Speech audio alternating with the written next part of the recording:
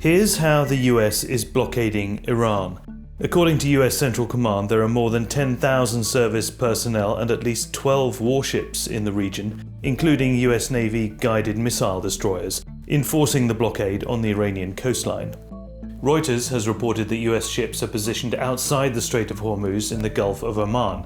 In this satellite image from Saturday, we can see what is likely to be the USS Abraham Lincoln aircraft carrier in the Gulf of Oman, roughly 125 miles south of the Iranian coast. The US says its blockade targets only Iranian port traffic, while leaving the Strait of Hormuz open to vessels transiting to and from non-Iranian ports. If you do not comply with this blockade, we will use force. According to Reuters, at least 8 ships crossed the strait on the first day of the blockade, but the US says 6 vessels were forced to turn back. One of them is the Chinese-owned Rich Starry, an oil tanker sanctioned by the US.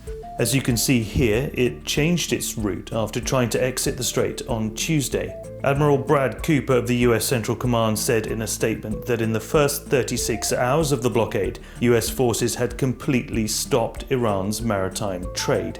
One complication for the US blockade and for insurers is that GPS jamming in the Persian Gulf is making some ships effectively invisible as they travel through the region. Traffic through the Strait of Hormuz is still only a fraction of what it was before the war. Hundreds of vessels remain stuck in the Persian Gulf. Markets have been relatively calm. As of Wednesday, traders are treating the blockade as a limited disruption rather than a major threat to global energy supply. Read more at Business Insider.